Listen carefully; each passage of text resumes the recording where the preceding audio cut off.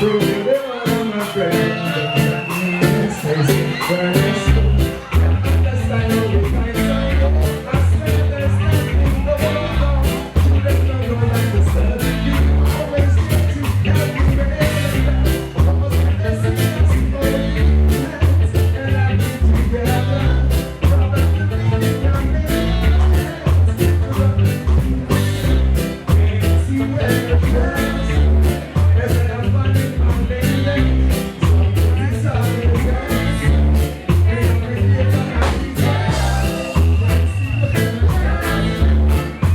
see what they love you.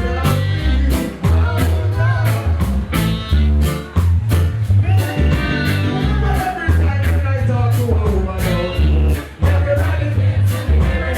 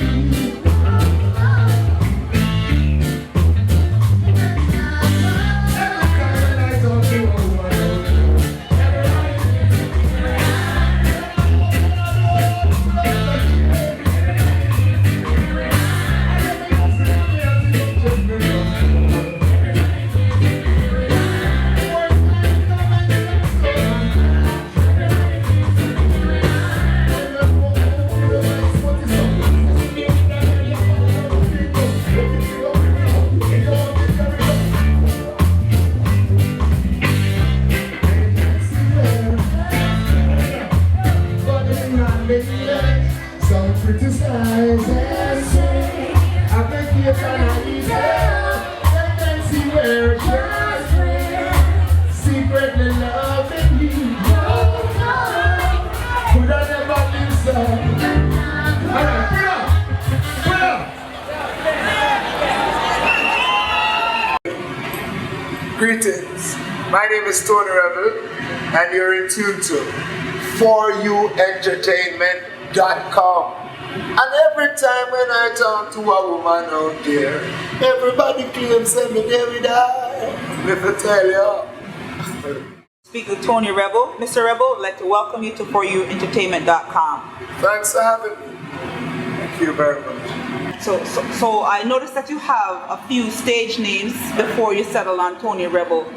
How many names did you have? Why did you settle on Tony Rebel? Quite a few. Actually, my name on my birth certificate is Patrick George Anthony Barrett. Yes. They call me Anthony. You see, Patrick and George get left out and those two come before that. However, in the earlier time in music in Jamaica, you used to have the name that comes with your name before. So you used to have like Papa this, Rankin this, Ras this and so forth. So I used to call myself Papa Tony and Rankin Tony and so forth. But then I decided that I wanted to have the name that I'm attaching to my name comes after. Okay. I used to hear one person did that, it was Tony Tough. Never said Tough Tony. So I decided to say, alright, let's use Rebel, but I won't say Rebel Tony. It is Tony Rebel. Tony Rebel. People call me Rebel Tony anyhow. Because you're rebellious. Revolutionizing. So where and when did you get your first, or how did you get your first break in the music business?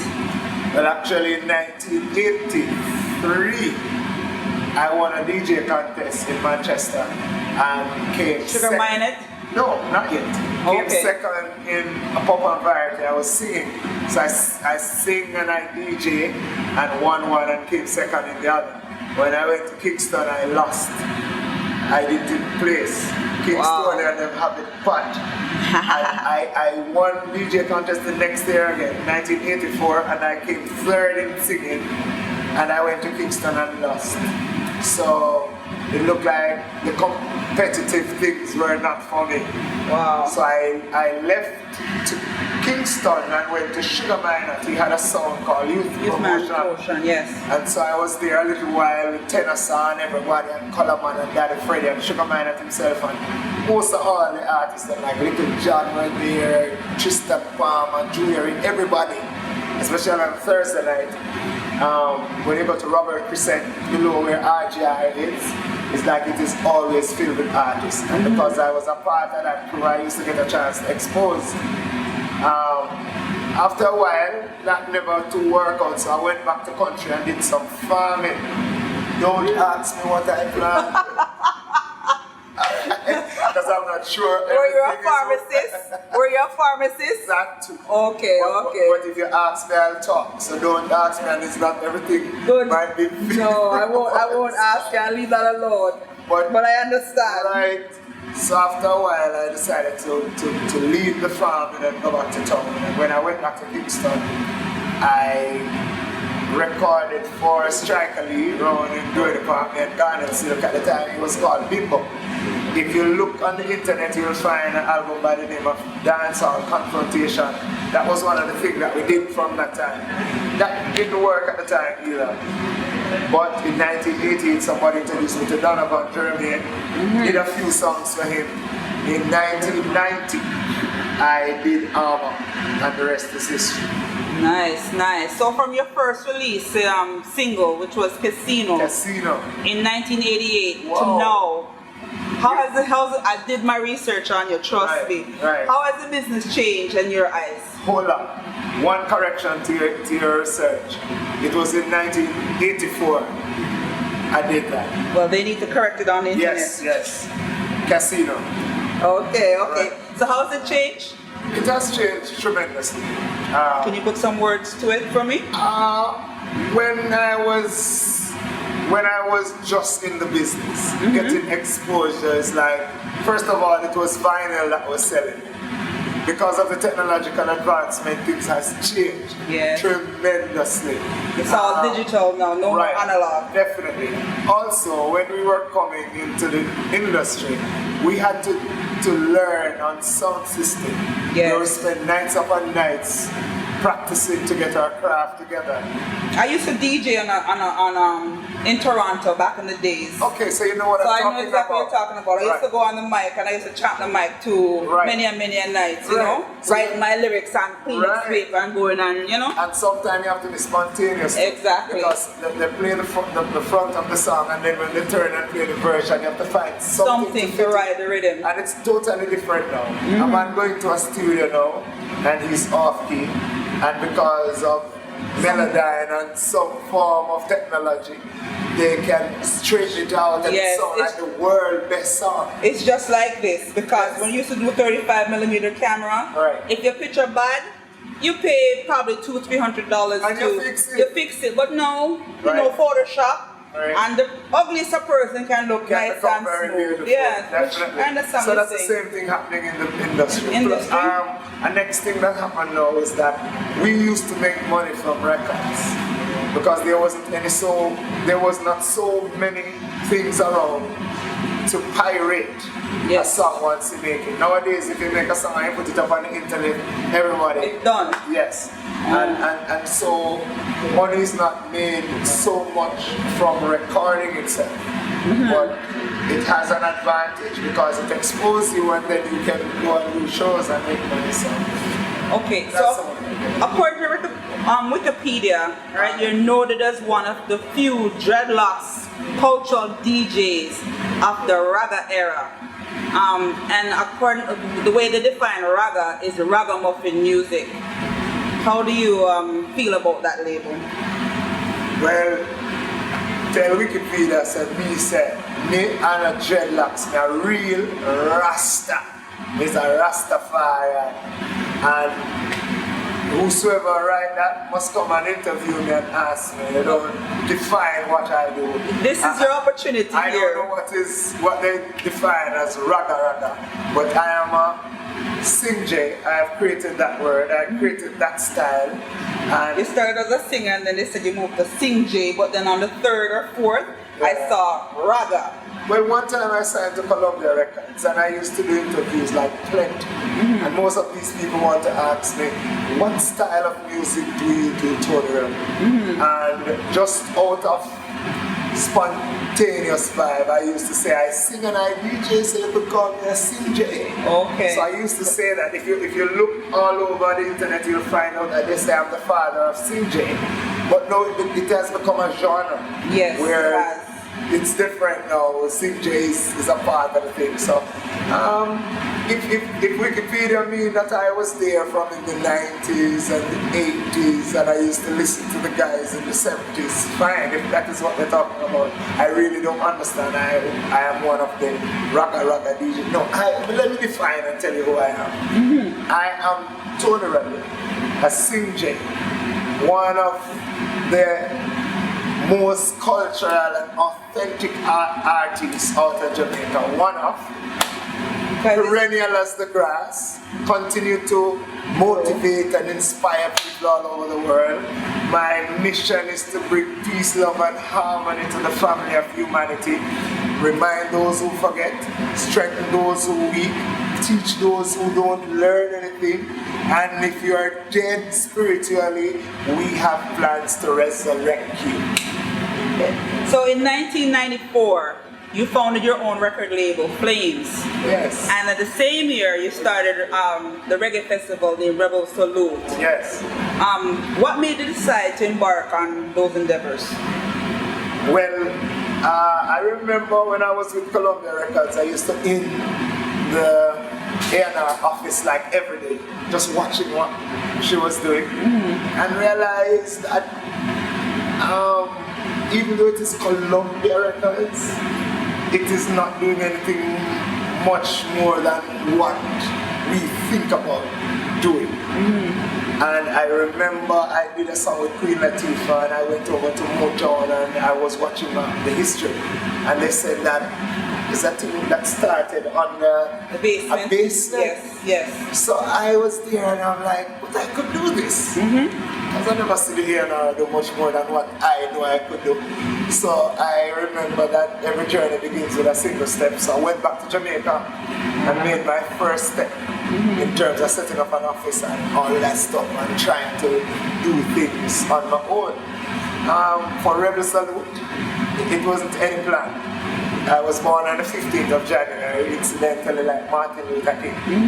And so for the first time, my friends then encouraged me to have a celebration. I said, if I'm going to celebrate, I am not going to celebrate with alcohol and meat and all those things. It have to be Rasta oriented. So I did the first one in 1994. I remember the people who we rented the place from, actually when they saw how much the people wanted to drink alcohol, they actually started selling the people, and I decided that if they sell it, I'm going to shut it down.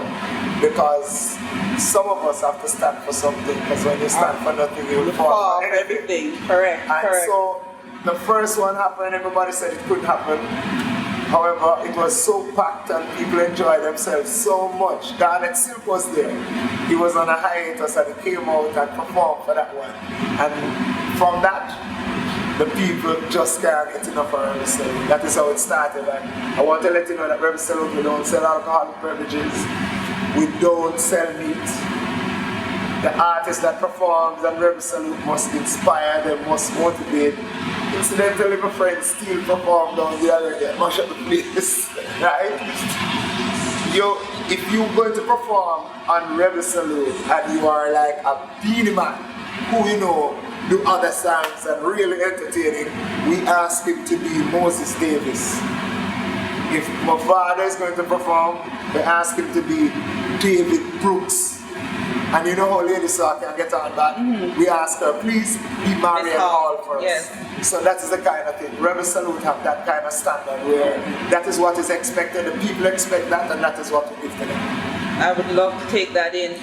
One of my Welcome 2014. January 17th and 18th, Richmond Estate Center. Okay, I will. I'd love to come and cover it, but that's another thing we'll talk about later.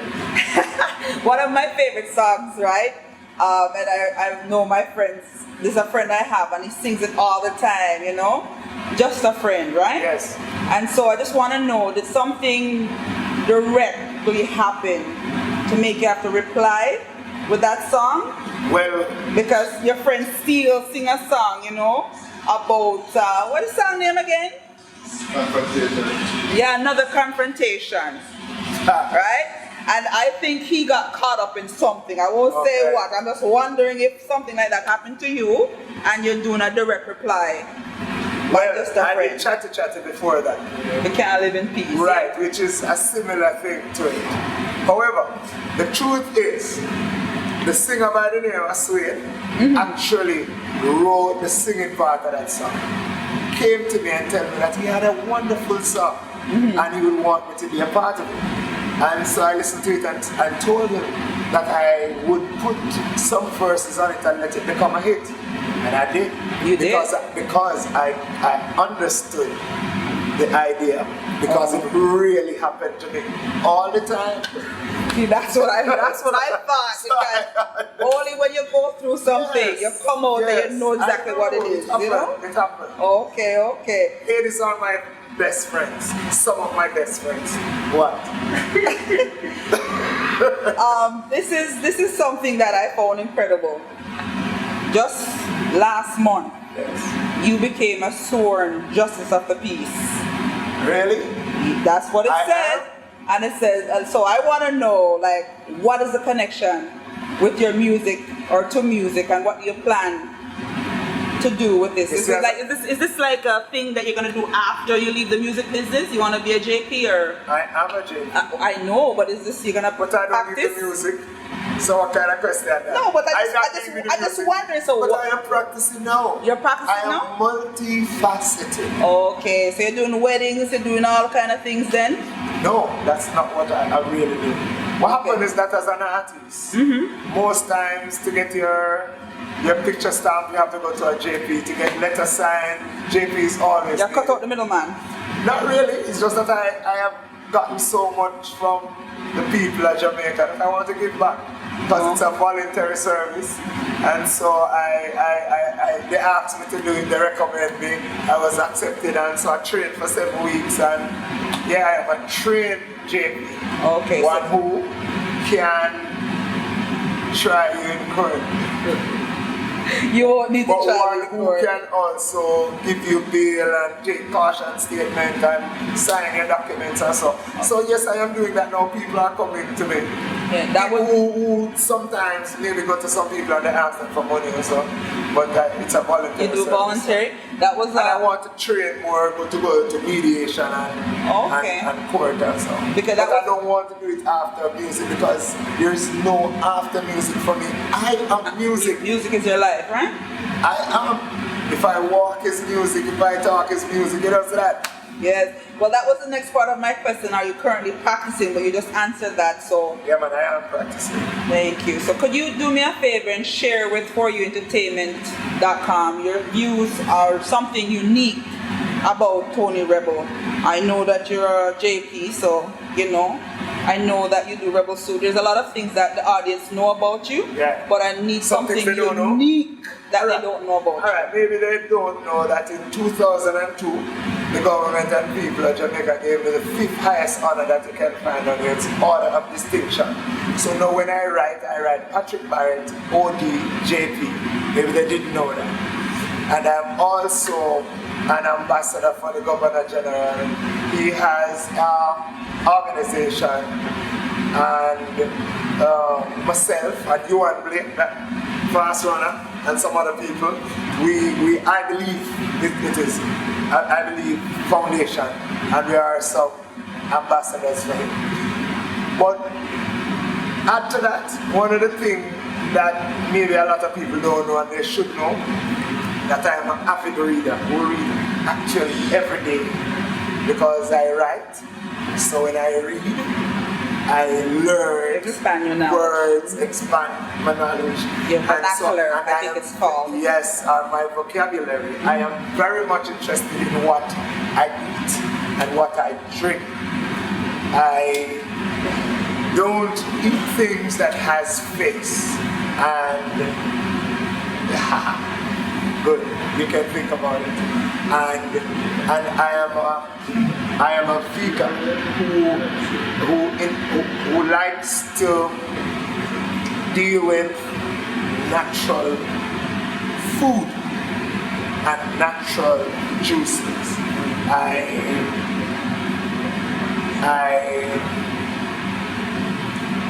have an interest in preserving health and life.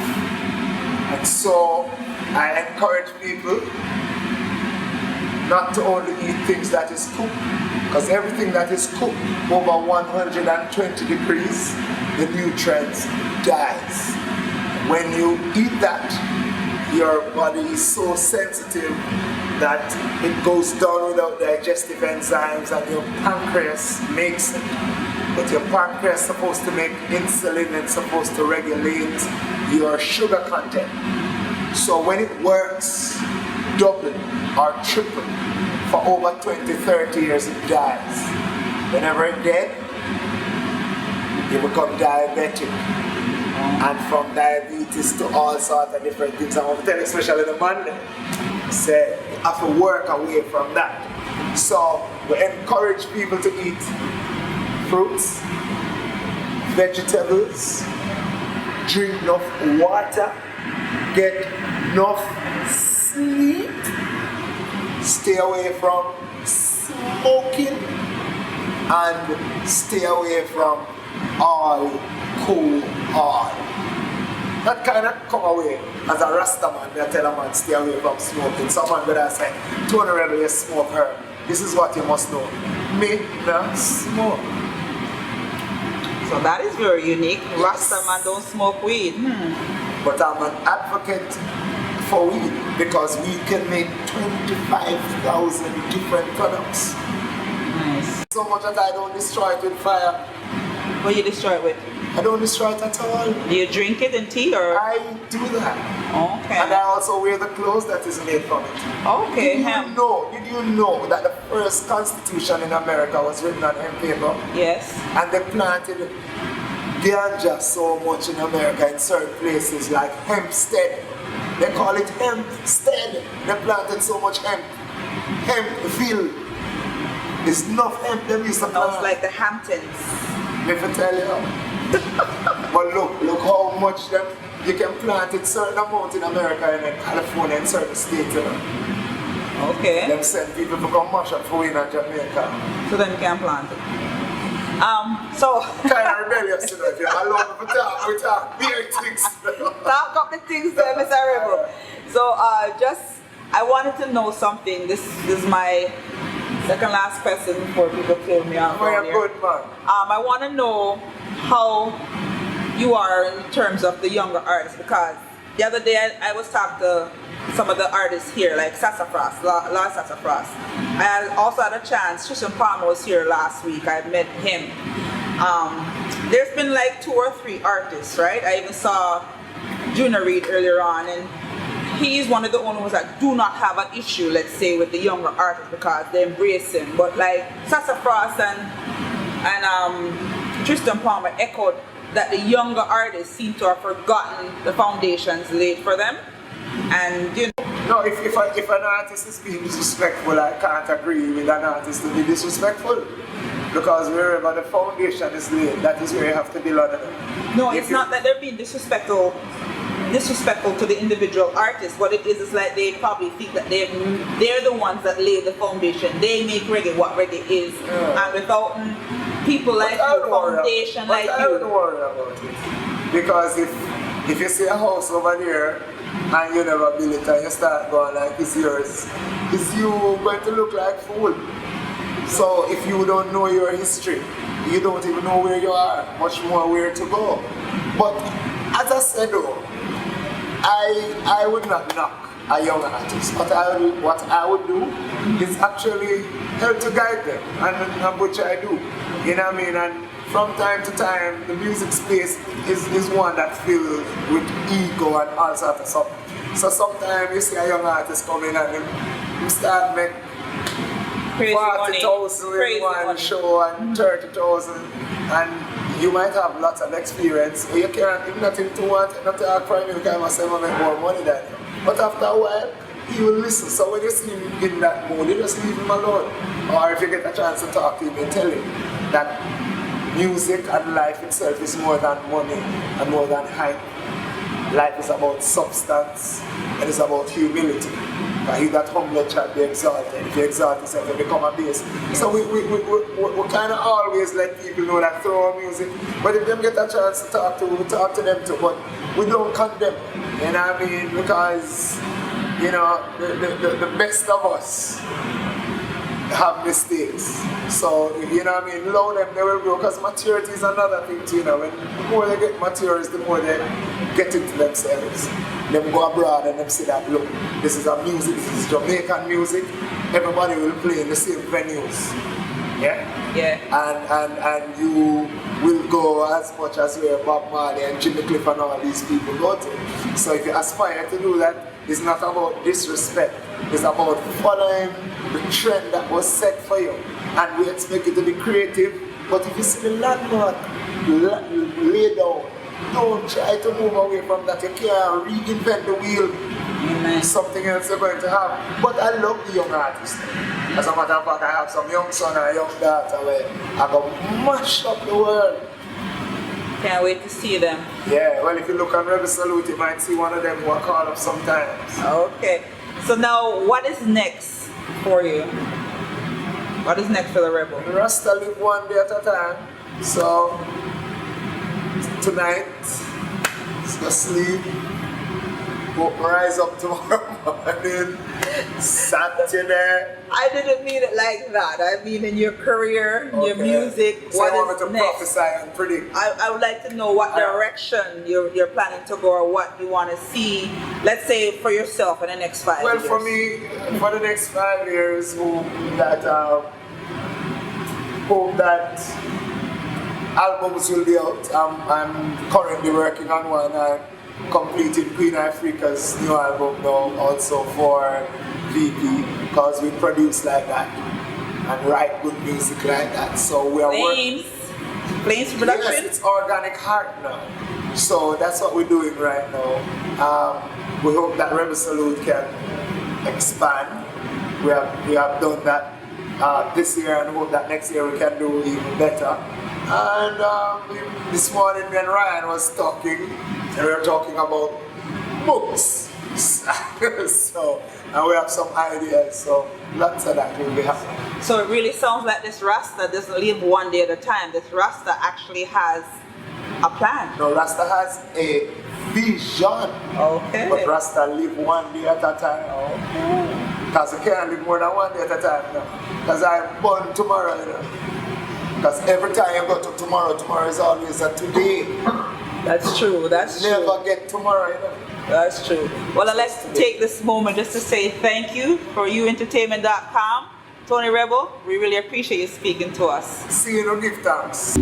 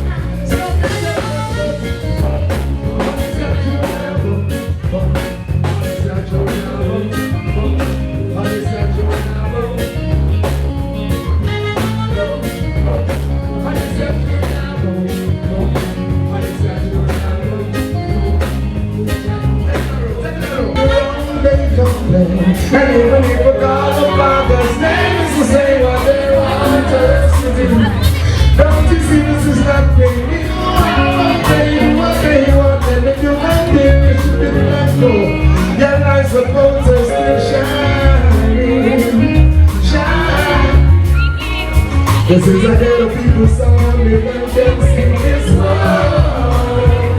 But it's a song for the poor who's facing salvation.